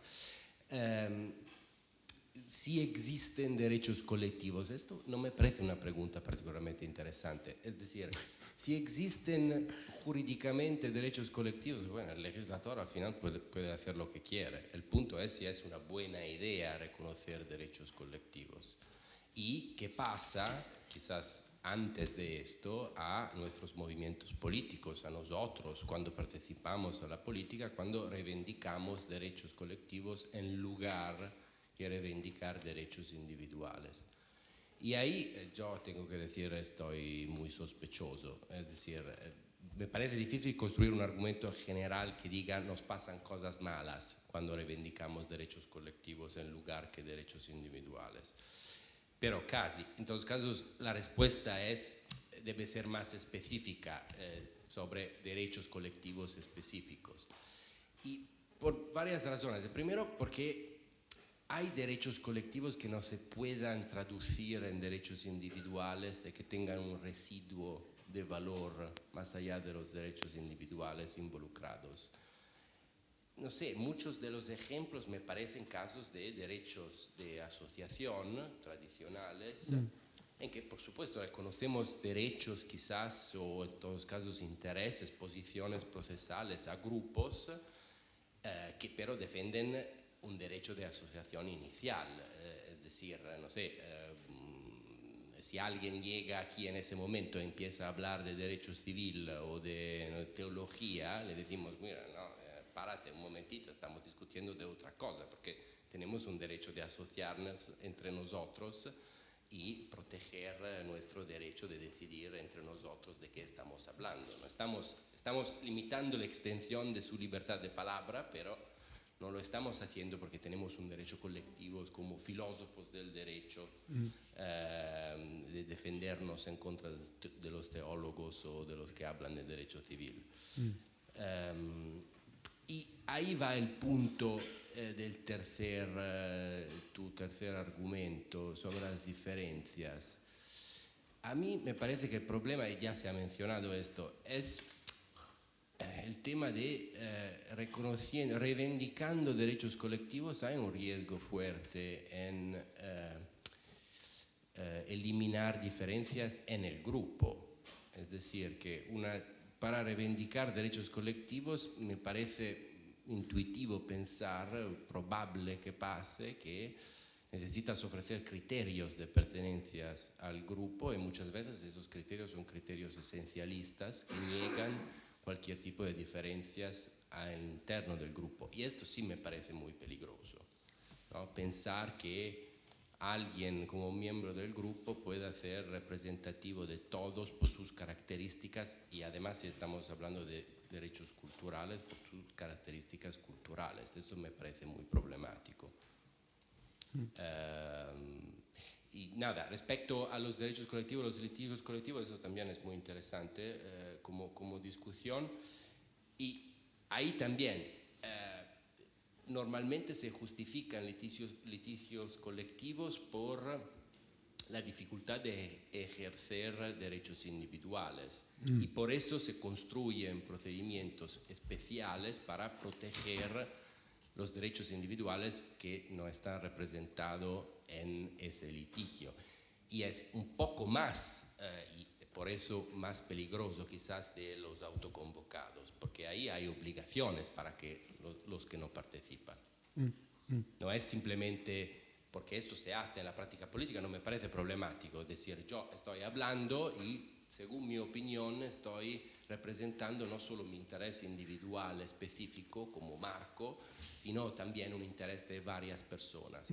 Bueno, pero esas varias personas pueden después hablar ellos y decir no he entendido nada. Claro. En los casos de los litigios colectivos, no.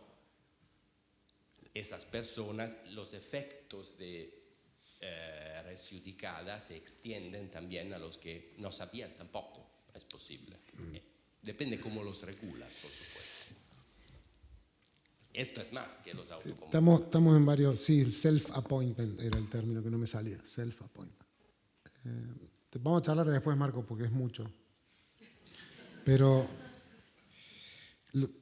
vos ahí, por ejemplo, despejás un problema que creo que en el espíritu de Caracciolo y de quienes de alguna u otra manera nos hemos formado en el círculo de Redondo, Navarro, Caracciolo, no aceptaríamos. Acá ya hago un colectivo para protegerme. Pues ya me están pegando tanto que voy. Bueno, que es falso que el legislador pueda hacer lo que quiere. Creo que si entiendo bien lo que dice Caracciolo de que es una construcción y de que no existen y qué sé yo.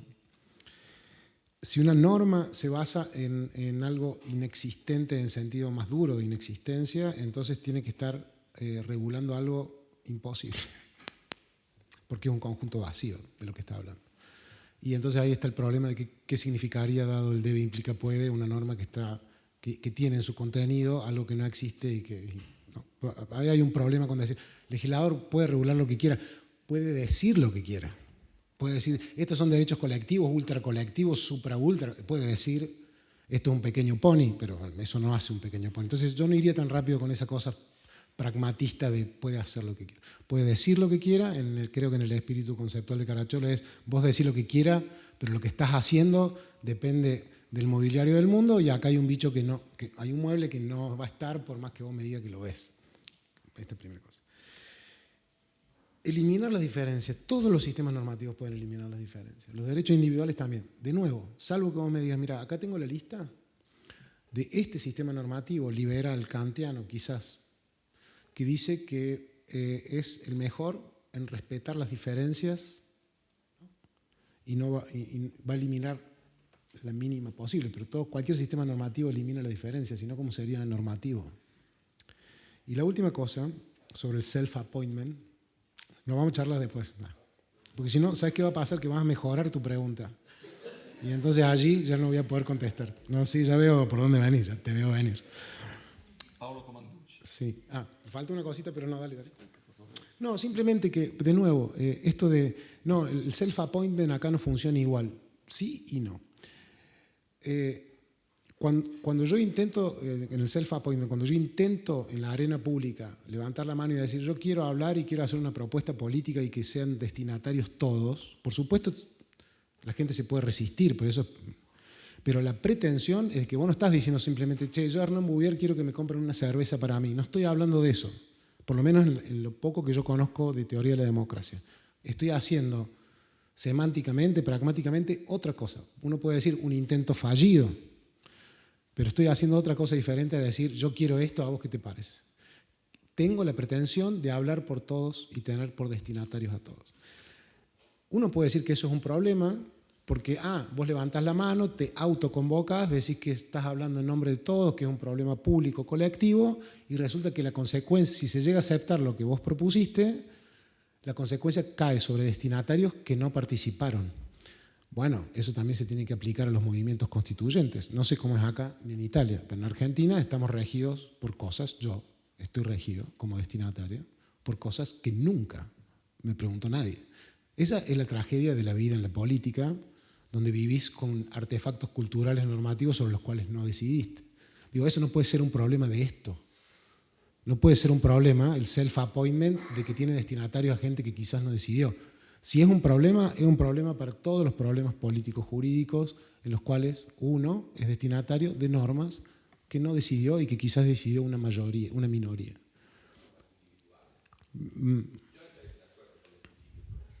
No, está bien, bueno, dale. Sí. Yo preliminarmente estoy de acuerdo, si te entendí bien, con Marco, porque me parece que distinguir 3 niveles en esta discusión aportaría claridad y quizás avances. Es decir, un nivel que es de debate, de análisis conceptual, otro que es de teoría del derecho, de teoría del derecho en sentido estricto, de teoría de lo que es el derecho hoy en día, y un problema de filosofía moral política normativo.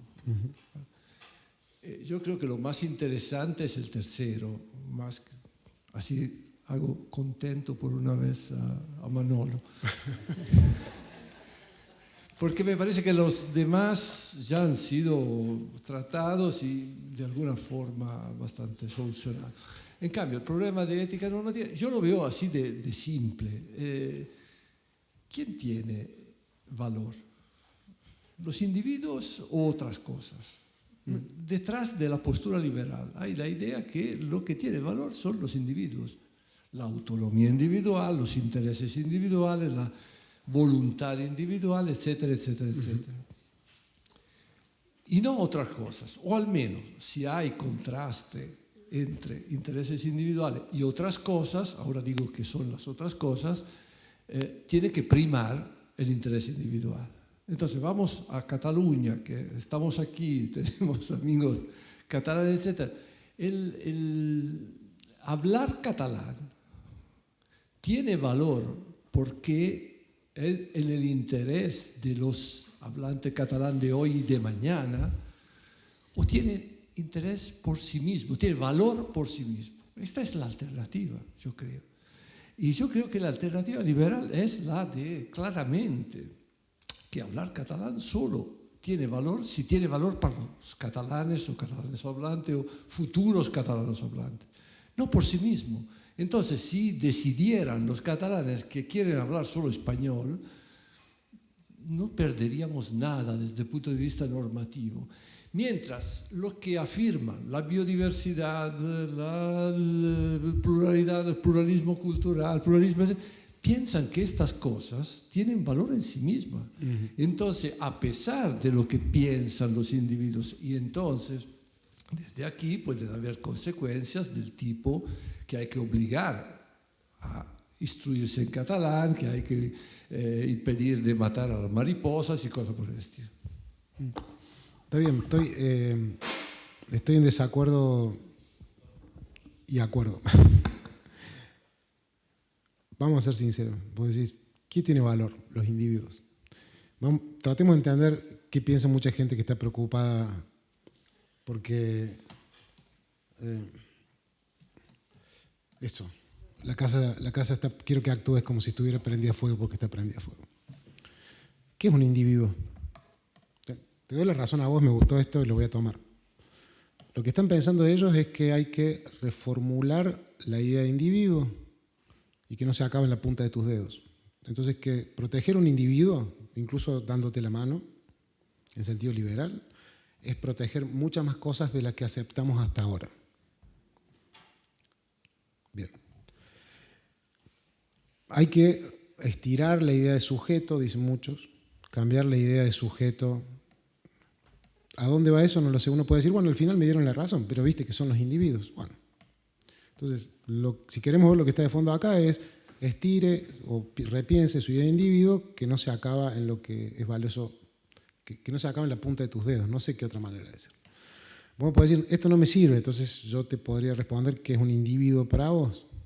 Todo lo demás que dijiste te doy la mano, de lo último que dijiste me parece súper punzante, de que hay una diferencia sustantiva porque hay gente que cree que hay que conservar ciertas cosas sí o sí, más allá de lo que digan todos los... O sea que, la última parte de tu intervención te la doy, pero la otra es que, repito, es así, los status quo culturales creen que no tienen que probar nada y estamos en un momento así, como que es clarísimo qué significa un valor individual y que es clarísimo lo que significa que un individuo de valor. Y para mí no es tan claro. Sí, los casos paradigmáticos, sí, pero no sé, disculpa Paula, no te estoy contestando, pero no sé por dónde, más allá de concederte que hay que distinguir en estos tres niveles y tal, disculpa, me perdí. Gracias, Cristina.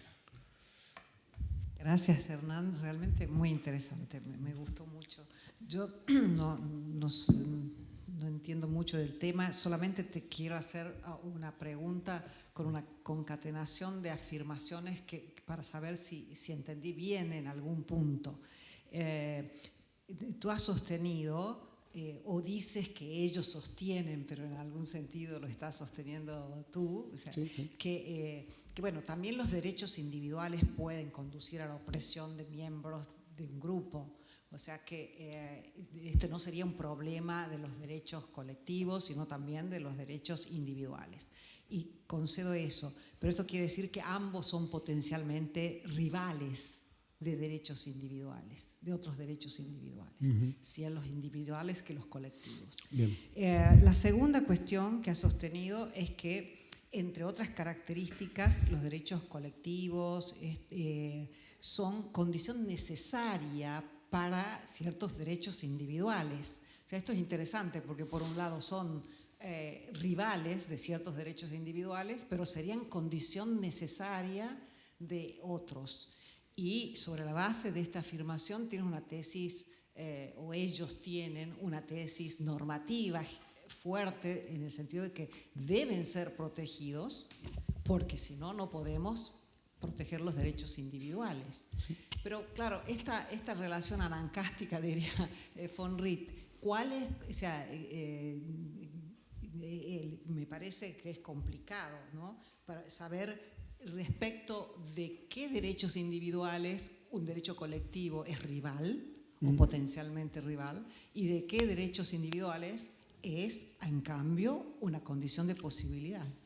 Y todo esto depende de saber cuáles son los derechos individuales que están en cuestión, ¿no? Porque si no, ¿cómo establezco la relación? Primero empírica, de saber si realmente es una condición de posibilidad, y luego la fuerte, que sería normativa jerárquica, porque la pregunta a Marco de si vale la pena defender los derechos colectivos tendría que ser, por supuesto que sí, si es una condición de posibilidad de todos los demás. Bueno, no de todos los demás, porque también es rival de otros. Entonces, hasta que no digamos de cuáles derechos individuales serían rivales y de cuáles... Me parece, estoy de acuerdo en todo, pero me parece muy bien. Eso que vos decís, yo no lo tenía así de claro como vos lo estás diciendo, pero es un poco lo que está por detrás de lo que yo quise decir. Acá hay que decir cuáles son, digamos, pasar de las descripciones definidas, la primera definición que yo presenté allí. No quiero hacer un caso sobre eso contra Caracciolo, no creo que tenga un caso. Pero digo, pasar de derechos colectivos genéricamente definidos, derechos individuales genéricamente definidos, a, pongámosle nombre propio, y algunos competirán y otros no. Y efectivamente, si yo creo que hay algunos que son, por decirlo así, derechos colectivos luminosos, o sea, que emancipan y que son la condición de posibilidad del resto de los derechos individuales, tengo que hacer ese ejercicio. Eso estoy de acuerdo. Ese es, en realidad, esto que estoy comentando de Caracciolo es también una crítica que estoy haciendo a los que hablan al montonazo también de los derechos colectivos como condición de posibilidad. Lo mismo que le digo a Caracciolo para el otro lado, que es un poco lo que vos decís. No es un trabajo que yo haya hecho y no creo que lo vaya a hacer. Más allá de señalar exactamente lo que vos dijiste, te voy a citar. Decirme, usted acá tiene que ajustar las cosas porque si va a decir que es condición necesaria de algo valioso, entonces tiene que despejar la tesis de la rivalidad, ¿no? Esa es la idea. Bien. En el fondo lo que está dando vueltas acá, pero es el área que tira, como dicen los tanos, así se dice, ¿no? El área que tira, pero es algo muy genérico.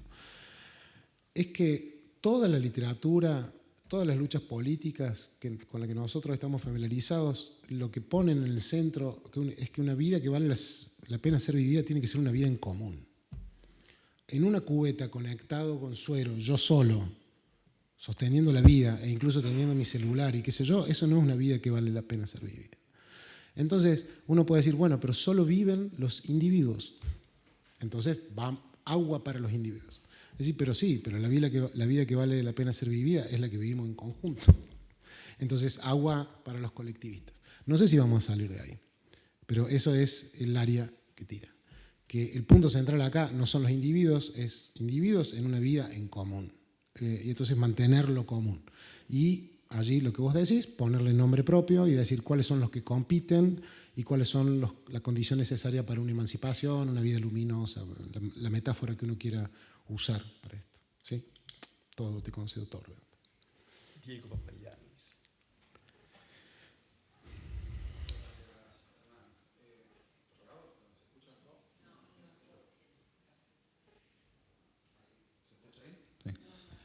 ¿Sí? Ahí. Ahora sí, ahora me escucho yo también. Sí.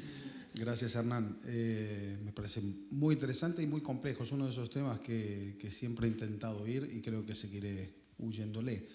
No obstante, solo una reflexión muy chiquita respecto del tema de la legitimidad. ¿Quién tiene legitimidad, no? Pensemos en la moral, por ejemplo. Parece que en la moral el problema de la legitimidad es mucho menos importante, está mucho más abierta, ¿no? Si tú ves a alguien indefenso que está siendo golpeado en la calle, tienes toda la legitimidad de decir, ahí deja de golpearle. Y sería inapropiado que te digan, ¿y tú quién eres para exigirme esto, ¿no? Parece que el contenido lo dice todo. Y respecto de cuestiones colectivas también, si alguien quiere hacer ensayos nucleares en una zona deshabitada, tú puedes decir, no hagas eso, ¿por qué? ¿Y quién eres tú para decir que no haga eso? Parece que está fuera de lugar preguntarle, ¿y tú quién eres para hablar? Si el contenido del reclamo tiene plausibilidad moral, ¿no? Cuando vamos al derecho, el problema es que no sabemos cuáles tienen plausibilidad jurídica. Bueno, no, eso me parece un problema relativamente sencillo. Las constituciones dicen tenemos derecho al mercado competitivo. Lo dice la Constitución argentina, directa o indirectamente. Sí, sí.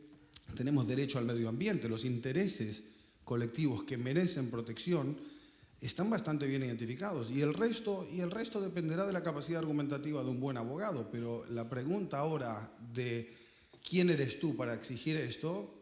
Parece también un poco irrelevante. Y imagina esto. Irrelevante, ya. Irrelevante. Imagínate esto, un pueblo pobre siendo contaminado brutalmente por una gran industria. Y aparezco yo que no vivo en ese pueblo. Y gracias a que no vivo en ese pueblo, tengo educación y capacidad de darme cuenta que están siendo explotados, contaminados, y me presento yo y digo, que dejen de contaminar ese pueblo. La pregunta de, ¿y quién eres jurídicamente tú para exigir eso? Que lo exijan ellos, que no saben ni leer ni escribir, ¿no? Que ni siquiera saben que están siendo contaminados, porque el barrio siempre tuvo ese olor malísimo, ¿no? Ni siquiera. Claro, parece un poco irrelevante. Y esto, de aquí se deriva simplemente una tesis normativa, que es los ordenamientos jurídicos. Si estamos realmente avanzando en esto de los derechos colectivos, deberían tener requisitos mucho más laxos para el legal standing, ¿no? La legitimación activa. ¿Quién puede reclamar? Cualquier miembro representativo de la comunidad. Y ya está. Gracias. Sí. Entiendo y estoy de acuerdo con vos. Sin embargo, como hablábamos con Jordi recién y con José Juan y Marcos también, Marcos introdujo un tema del el problema de la legitimación o self-appointment en los derechos colectivos como problema epistémico. Como por ejemplo, sería un lío ver quiénes son los dañados, entonces cualquiera que levante la mano. Ese es un spin-off del problema, pero no es tan, esto es una cuestión fáctica, sociológica, no es tan raro encontrar jueces que todavía te piden las cuentas de tu legitimación. No sé que eso no es tan raro, pero sí se puede avanzar. Sí, solo cito algo que puede ser interesante de nuevo para que pensemos entre todos, porque yo no sé cuál sería la solución.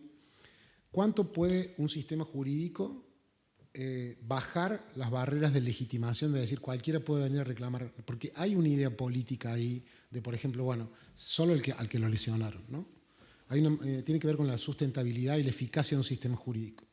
Y parte de la explicación de las reglas de legitimación procesal es que con eso contenés la reapertura de la discusión política, dicho en términos de Ras, nunca Ras se metió en esto así, pero las reglas procesales que dicen usted puede venir solo si es víctima o amigo de la víctima o pariente de la víctima, lo que hacen es mantener contenida la cantidad de gente que puede venir a hacer reclamos, porque si no estás todo el tiempo en una digamos así, en una estructura plebiscitaria constante, asamblearia constante. Este es el problema.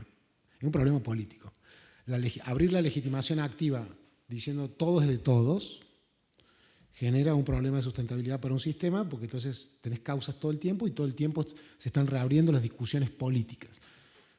Otro tema, pero no. Faltan dos preguntas. Ruegaría a Ángeles y a Carolina de hacer las preguntas brevísimas, así que podemos cerrar en tiempo. Muchas gracias.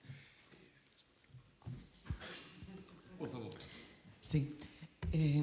Tengo un problema con tu ponencia y es el siguiente. Sustantivamente me gusta mucho lo que has mantenido y estoy de acuerdo contigo.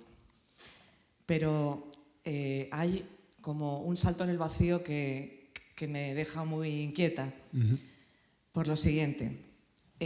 Tú en la primera parte de tu exposición y luego reiteradamente durante la discusión has sostenido que en realidad no hay una gran diferencia entre hablar de derechos individuales y hablar de derechos colectivos. Has dicho, bueno, el concepto de colectivo es un concepto oscuro, pero no lo es también el concepto de individuo, el concepto de sujeto.